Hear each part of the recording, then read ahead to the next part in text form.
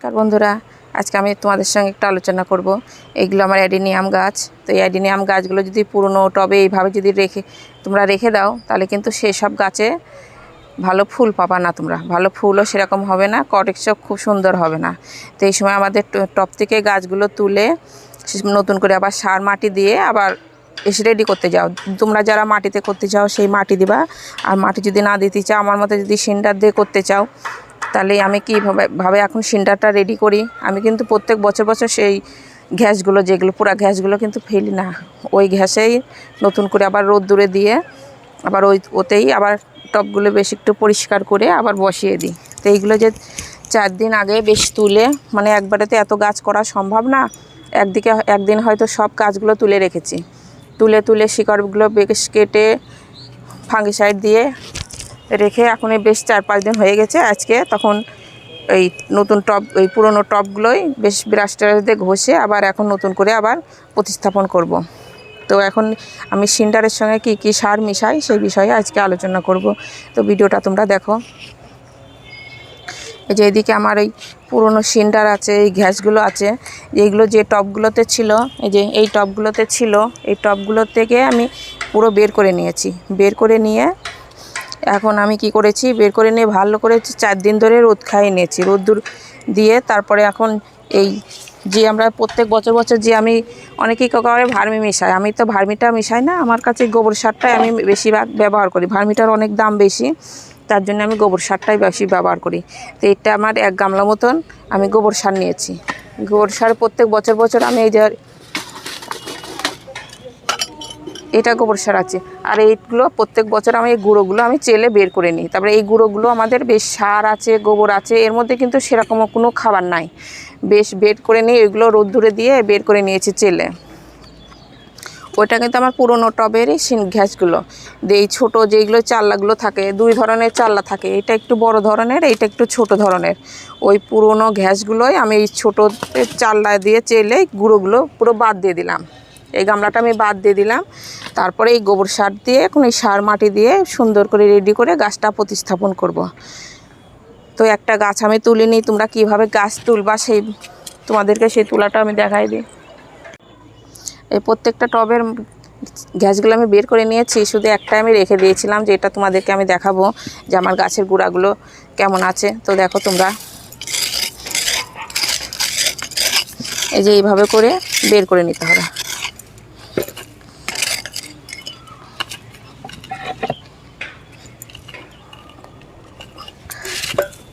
সাইডগুলো এইভাবে করে একটু ছাড়িয়ে নিবা।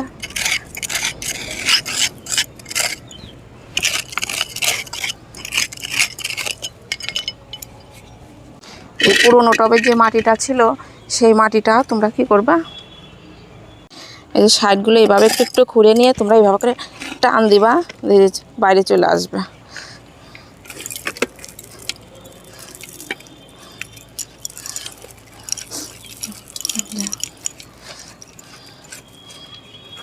এটা আমার সিঙ্গেল পেটালের ফুল, তোমাদেরকে এর আগে ভিডিও দিয়েছিলাম। লাল কালারের ফুল হয়, এটা সেই গাছ। এগুলো গাছগুলো কিন্তু বেশি দিনকার গাছ না, বেশ 1 বছর খানেকের গাছ, 1 বছর 1.5 বছরকার গাছ। একবারই কাটা হয়েছে শুধু। গাছটা কিনে এনে 2টো ডাল ছিল, তার মাঝে এইখানে আমি কেটে দিয়েছিলাম, এইটাতে কেটে দিয়েছিলাম। একটা ডাল কাটার পরে এই ডালটাতে তো 4টে ডাল বেরিয়ে আছে, আর এটাতে 3টে, এটাতেও ছোটোটা দিয়ে 4টে। তো এইভাবে করে প্রত্যেক বছর তোমরা গাছগুলো এইভাবে তুলে পুরো ডালগুলো কী করবা, তোমরা কেটে দিবা। যেই অবধি ডাল কাটছি আমি, এটা বেশ 1 আঙুল মতন রেখে কেটে দিয়েছিলাম। 3টে করে ডাল বেরাইছে। আবার এই 4টে ডাল যদি আমি এইখান থেকে আবার কেটে দিই ধরে, তাহলে একটা ডাল থেকে যদি 3টে করেও আমাদের ডাল বেরায়, তাহলে এই গাছটা কত সুন্দর ঝোপালো হয়ে যাবে।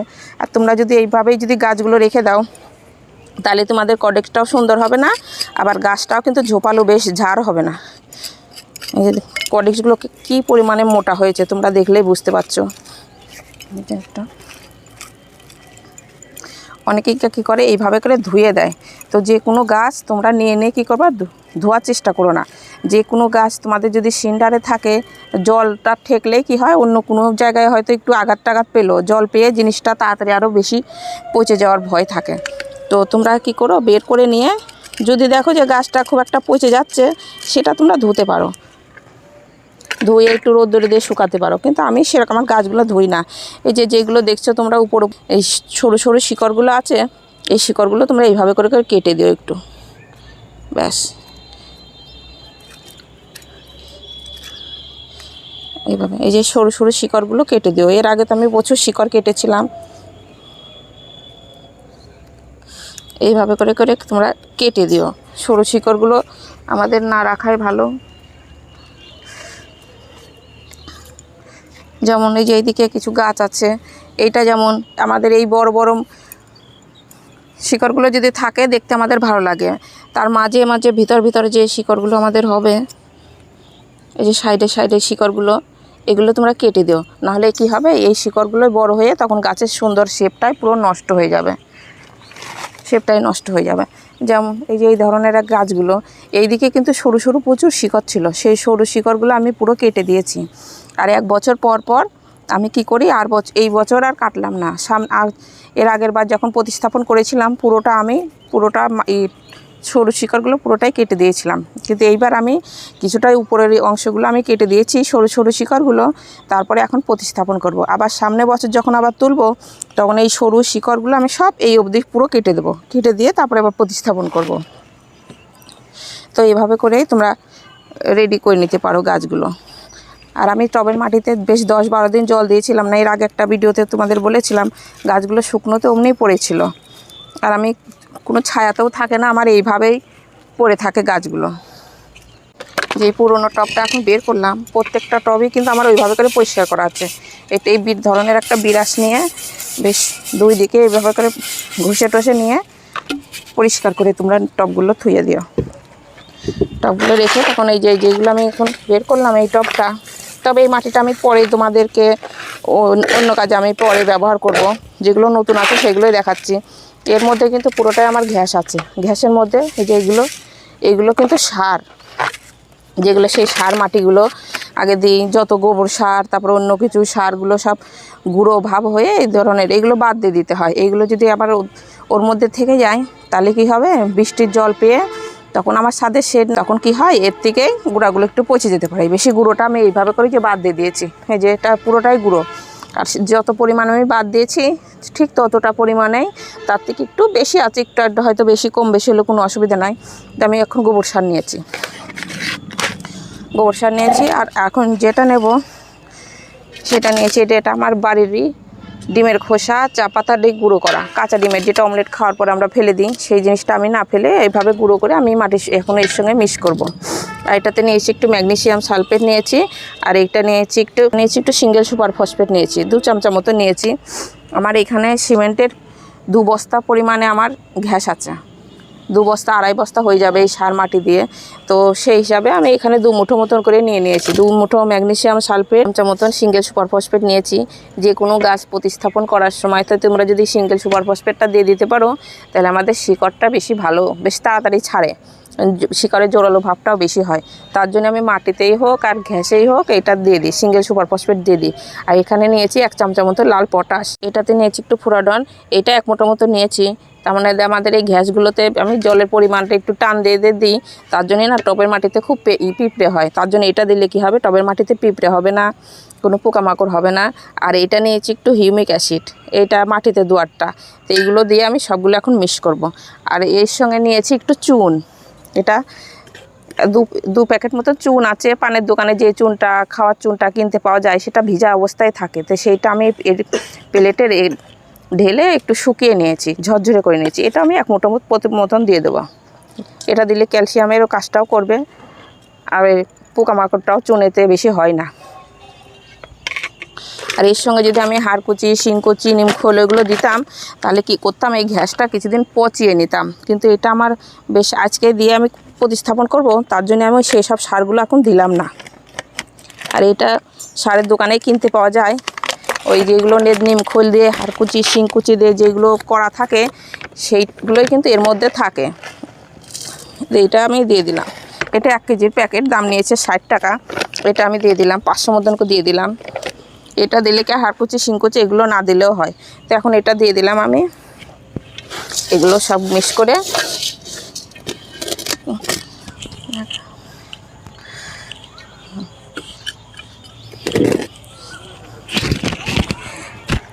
আর প্রত্যেক বছর বছর কিন্তু আমি এগুলো ফেলি না, যে গ্যাসগুলো আমার থাকে ওই গ্যাসের মধ্যে এগুলো আমি দিয়ে দিই। গোবর সারটা অত পরিমাণে দিলাম না, এইটুকুনি রেখে দিলাম। যে সারটা আমি এখন রেডি করেছিলাম সেই সারটা এরপরে এখন দিয়ে দেবো।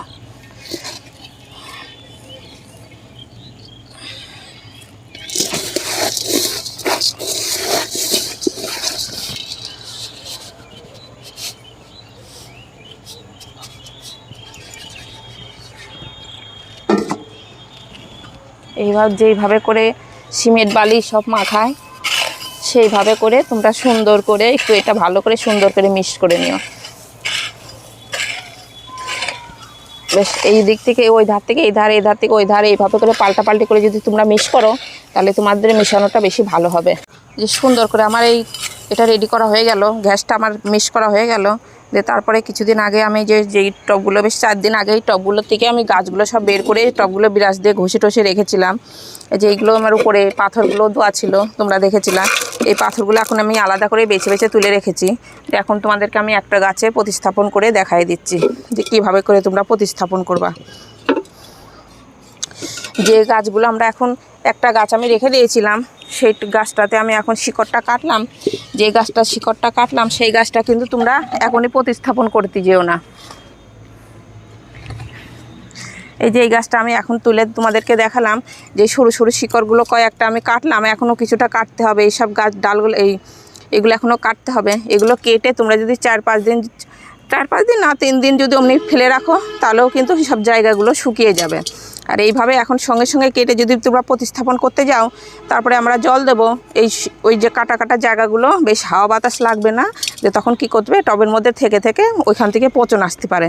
তার জন্য এগুলো যদি তোমরা ফাঙ্গিসাইড যদি লাগাতে চাও তো লাগাতে পারো, আবার না লাগালেও কোনো ব্যাপার নাই, রেখে দিতে পারো। তো আমি কিছুটা আমার লাগানো আছে, কিছুটা লাগানো নাই।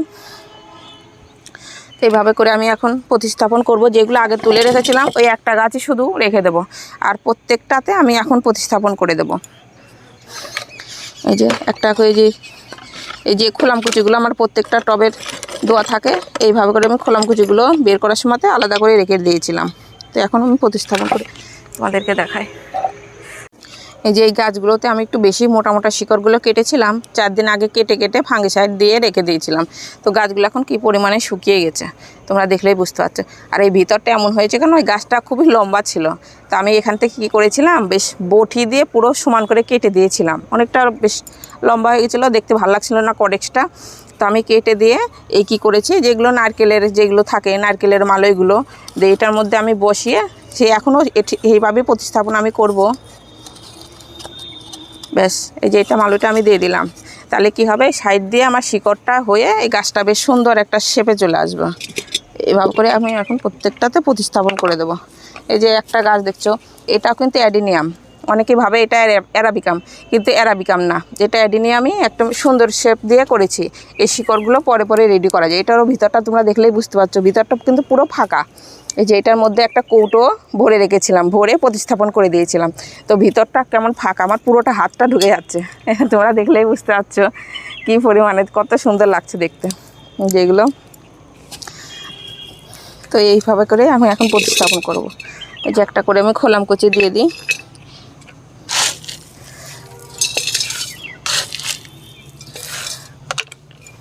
বেশ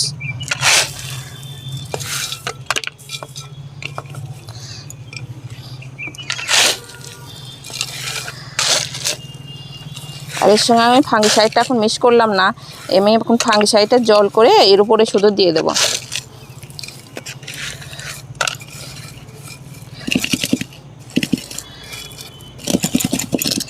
এইভাবে তোমরা যেটা ঝিকাই দেবো তাহলে সব জায়গায় গ্যাসটা পুরো ভর্তি হয়ে যাবে। আর টপটা পুরো ভর্তি করে তোমরা দিও না, একটু করে সবসময়ের জন্য একটু খালি করে দিও। তার মানে এখন খালি করে দিলা তো যখন ভিতর করে এই কডেক্সগুলো বেশ মোটা হবে, আস্তে আস্তে 2 থেকে 3 মাসের মধ্যে যখন মোটা হবে তখন কি হবে, ওই ভিতরে জায়গা পাবে আর এই গ্যাসগুলো তখন আস্তে আস্তে উপরে উঠে যাবে। তার জন্য একটু ফাঁকা করে তোমরা দিও, এই গ্যাসটা দিও। আমি এইভাবে করে প্রতিস্থাপন করি। আর এর সঙ্গে যদি আমি ফাঙ্গিসাইডটা মিক্স করতাম তাহলে কি করতাম, এর উপরে আমি ফাঙ্গিসাইডের জলটা দিতাম না, কিন্তু এখন আমি কি করব, ফাঙ্গিসাইডের জল করে এই গাছের গোড়াটা পুরো ভিজিয়ে দেবো।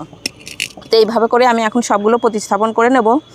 করার পরে তখন তোমরা দেখবা যে 4 থেকে 5 দিনের মধ্যেই এই কাণ্ডগুলো না বেশ গ্যাসটা বেশ আস্তে আস্তে শুকাবে আর বেশ ফাঁকা হয়ে যাবে সাইডগুলো, এইগুলো আরও চিপসে যাবে।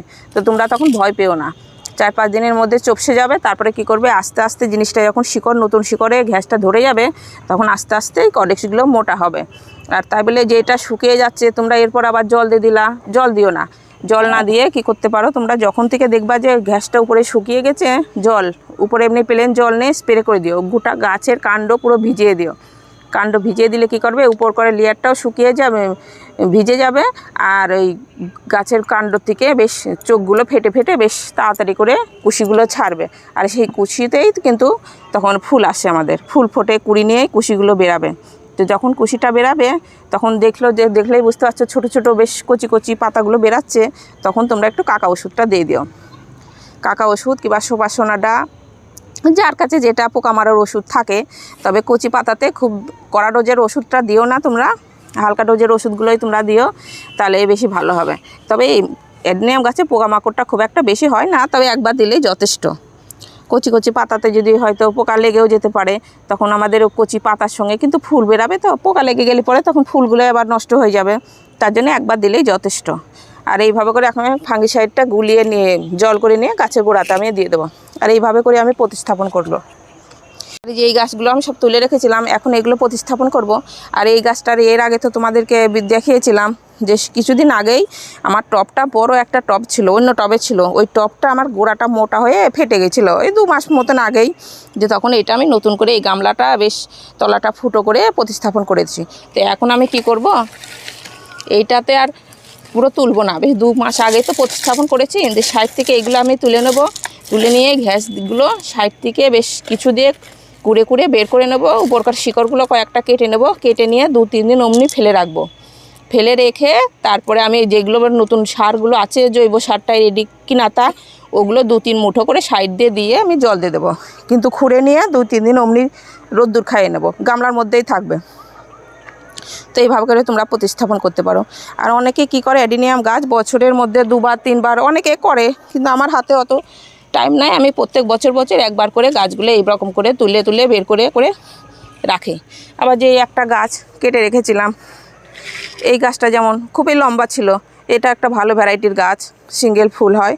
তো এটা কেটে কি করেছি, ফাঙ্গিসাইড দিয়ে রেখেছি, 4 দিন হলো। তো এই গাছটা আজকে প্রতিস্থাপন করব। এখান থেকে যদি আমি একটা যে জলের ঢাকনাগুলো হয় একটা সাইডে দিয়ে যদি এমনি প্রতিস্থাপন করি, তাহলে তলা দিয়ে শিকড় বেরাবে না, সাইড দিয়ে শিকড়গুলো বেরাবে, বেশ সুন্দর একটা শেপে চলে আসবে, আর বছরই খুব সুন্দর একটা শেপে চলে আসবে।